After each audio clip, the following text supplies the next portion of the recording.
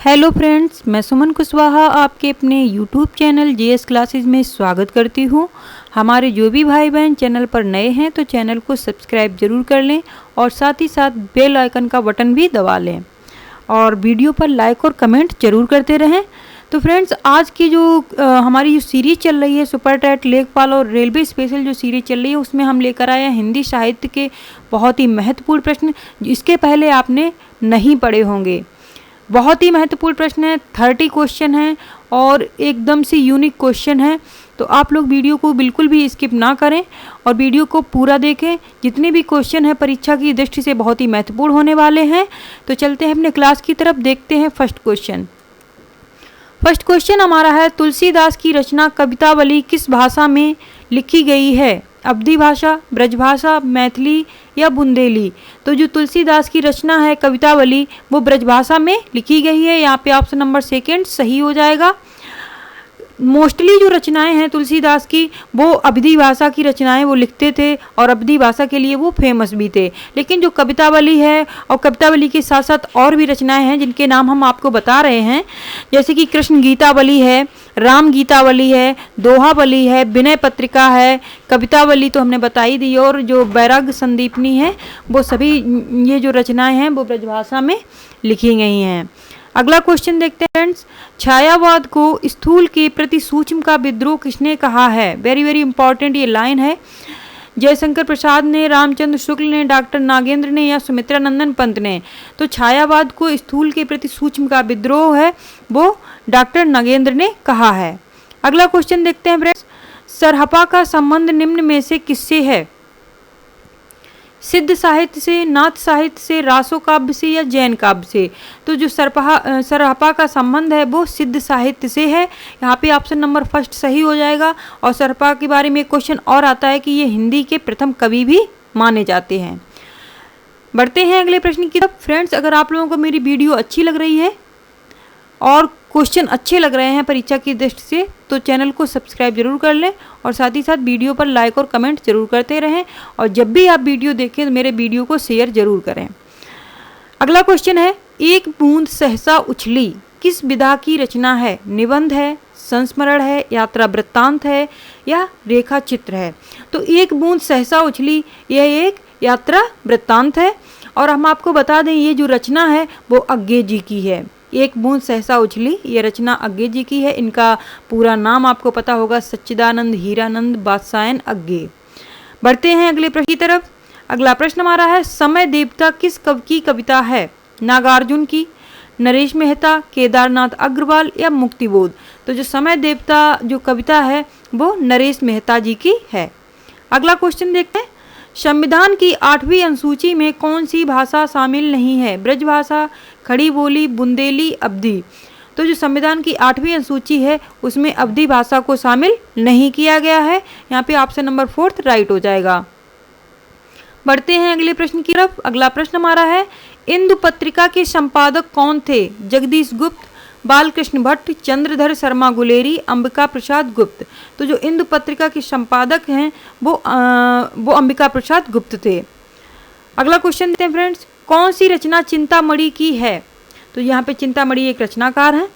तो चलिए देख लेते हैं कौन कौन सी रचनाएं पहले दी हैं। इसमें देखते हैं पहले, रसराज है, कविकुल कल्पतरु है, अलंकार प्रकाश है, काव्य निर्णय है। तो जो चिंतामणि की जो रचना है वो है कविकुल कल्पतरु। यहाँ पे ऑप्शन नंबर सेकंड सही हो जाएगा। और एक चिंतामणि रचना भी है, यहाँ पे ये रचनाकार का नाम है, लेकिन कभी कभी ये पूछा था चिंतामणि किसकी रचना है, तो वो आचार्य रामचंद्र शुक्ल जी की है। वो निबंध है, चिंतामणि निबंध संग्रह है उनका। अगला क्वेश्चन देखते हैं, निम्न में से अष्टछाप का कवि कौन नहीं है? मलूकदास, सूरदास, परमानंद दास, कुंभन दास? तो जो अष्टचाप का कवि नहीं है वो है मलूकदास। मलूकदास अष्टचाप के कवि में नहीं आते हैं। और अष्टचाप के कवियों के नाम हम बता रहे हैं, अगर आप चाहो तो नोट कर लेना, नहीं तो सुन भी सकते हैं। तो अष्टचाप के जो कवि हैं उनमें हम आपको नाम बता रहे हैं। एक तो कुंभन दास हैं, सूरदास हैं, परमानंद दास हैं, कृष्णदास हैं, गोविंद स्वामी हैं, नंददास हैं, छीत स्वामी हैं और चतुर्भुज दास हैं। इस तरीके से ये 8 कवि हैं। बढ़ते हैं अगले प्रश्न की तरफ। कौन सी आलोचना कृति विजय देव नारायण जी की है? सूरदास, साहित्यलोचन, जायसी, रश्मिमांसा। तो जो आलोचना कृति है विजय देव नारायण शाह जी की वो है जायसी। ऑप्शन नंबर 3 राइट हो जाएगा। अगला क्वेश्चन है निम्न में से कौन तार सप्तक का कवि नहीं है? गिरजा कुमार माथुर, शमशेर बहादुर, मुक्तिबोध, प्रभाकर माचवे। तो तार सप्तक का जो कवि नहीं है वो है शमशेर बहादुर सिंह जी हैं, वो नहीं है। ऑप्शन नंबर 2 सही हो जाएगा। तार सप्तक के कवियों के नाम देख लेते हैं। तो इनके जो नाम हैं चलिए हम बताते हैं। गजानन माधव मुक्तिबोध हैं, आचार्य नेमचंद्र जैन हैं, भारत भूषण अग्रवाल हैं, प्रभाकर माचवे हैं, गिरजा कुमार माथुर जी हैं और रामविलास शर्मा हैं और लास्ट में अज्ञे जी हैं। इस तरीके से ये तार सप्तक के कवि हैं। तो यहाँ पे शमशेर बहादुर यहाँ पे सही हो जाएगा। अगला क्वेश्चन देख फ्रेंड्स, रस गंगाधर की रचयिता कौन है? अभिनव गुप्त, दंडी, पंडित जगन्नाथ या आचार्य विश्वनाथ। तो जो रस गंगाधर के रचयिता हैं वो है पंडित जगन्नाथ। ऑप्शन नंबर 3 राइट हो जाएगा। अगला क्वेश्चन है फ्रेंड्स, सूफी प्रेमाख्यानक काव्य परंपरा में आराध्य को प्रायः किस रूप में देखा गया है? वेरी वेरी इंपॉर्टेंट क्वेश्चन है। गुरु के रूप में देखा गया है, प्रेमी के रूप में, प्रेमिका के रूप में या सखा के रूप में? तो जो सूफी प्रेमाख्यानक काव्य परंपरा है उसमें आराध्य को प्रेमिका के रूप में देखा गया है। यहाँ पे ऑप्शन नंबर 3 सही हो जाएगा। अगला क्वेश्चन हमारा है, पौम चरयू किसकी रचना है? विद्यापति, चंद्रबरदाई, अब्दुल रहमान या स्वयंभू। तो जो रचना है पौम चरयू ये है स्वयंभू जी की जो रचना है। ठीक है, ऑप्शन नंबर 4 यहाँ पे सही हो जाएगा। और स्वयंभू जो अपभ्रंश भाषा के महाकवि भी माने जाते हैं। अगला क्वेश्चन हमारा है, प्रेमचंद के किस उपन्यास का पात्र सूरदास हैं? रंगभूमि, कर्मभूमि, निर्मला या करबला। तो प्रेमचंद के जो उपन्यास का पात्र जो सूरदास हैं वो है रंगभूमि उपन्यास है। और इनका जो अंतिम उपन्यास था, अधूरा उपन्यास था, वो था मंगलसूत्र। अगला क्वेश्चन दें फ्रेंड्स, हिंदी के किस साहित्यकार को सर्वप्रथम ज्ञानपीठ पुरस्कार प्राप्त हुआ था? जयशंकर प्रसाद, सुमित्रानंदन पंत, मैथिली शरण गुप्त या निराला। तो हिंदी का जो सर्वप्रथम ज्ञानपीठ पुरस्कार है वो सुमित्रानंदन पंत जी को मिला था। और इसका सन हम बता देते हैं, ये 1968 में मिला था इनको। और सुमित्रानंदन पंत को प्रकृति का सुकुमार कवि भी कहा जाता है। अगला क्वेश्चन है, आदिकाल साहित्य का प्रमुख रस कौन सा था? वीर रस, श्रृंगार रस, हास्य रस, रौद्र रस। तो जो आदिकाल साहित्य का प्रमुख रस था वो था वीर रस। आदिकाल में जो भी रचनाएं लिखी जाती थी वो वीर रस पर आधारित होती थी।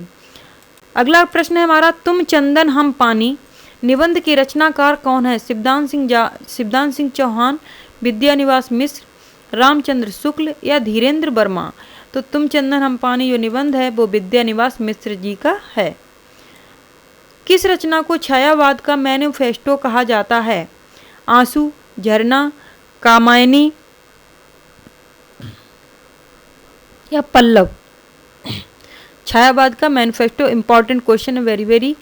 तो चलिए देख लेते हैं इसका आंसर। इसका आंसर है पल्लव। जो पल्लव रचना है उसको छायावाद का मैनिफेस्टो कहा जाता है।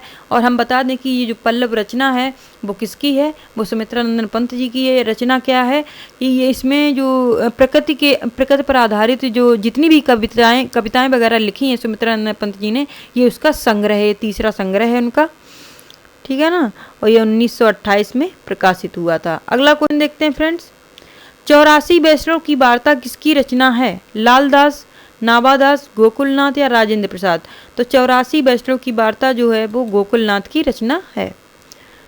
अगला क्वेश्चन है, मृगावती किसकी रचना है? कुतवन, मंझन, भामह या केशवदास।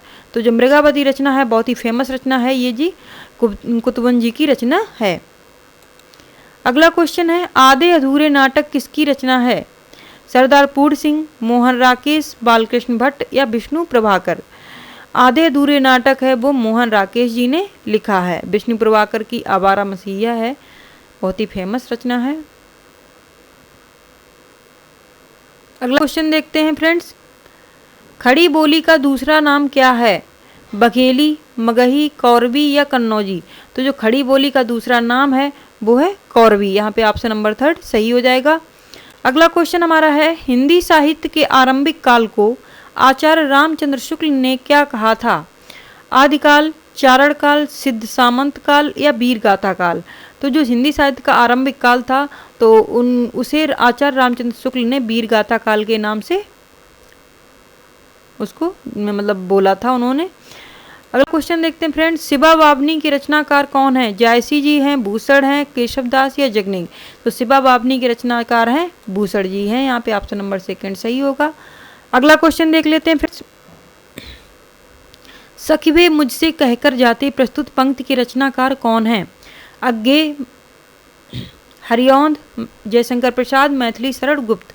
सखी मुझसे कहकर जाते ये जो रचना है, ये पंक्ति है, वो मैथिली शरण गुप्त जी की है। ये उनकी एक कविता है और मैथिली शरण गुप्त को भारत का राष्ट्र कवि के भी नाम से जानते हैं। अगला क्वेश्चन देखते हैं फ्रेंड्स, जन्मेजय का नाग यज्ञ किसकी रचना है? सेठ गोविंद दास, जयशंकर प्रसाद, लक्ष्मी नारायण लाल, गोविंद वल्लभ पंत? तो जो जन्मेजय का नाग यज्ञ है ये जयशंकर प्रसाद का एक बहुत ही महत्वपूर्ण नाटक है इनके द्वारा लिखा हुआ, जो कि 1926 में प्रकाशित हुआ था। बढ़ते हैं अगले पंक्ति की तरफ, हम दीवानों की क्या हस्ती है, आज यहाँ कल वहाँ चले? पंक्ति के रचयिता कौन है?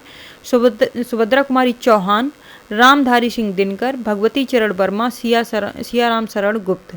तो ये जो लाइनें हैं वो भगवती चरण वर्मा द्वारा लिखी गई हैं। ऑप्शन नंबर थर्ड यहाँ पे राइट हो जाएगा। अगला क्वेश्चन है फ्रेंड्स, सबसे पहले अपनी आत्मकथा हिंदी में किसने लिखी?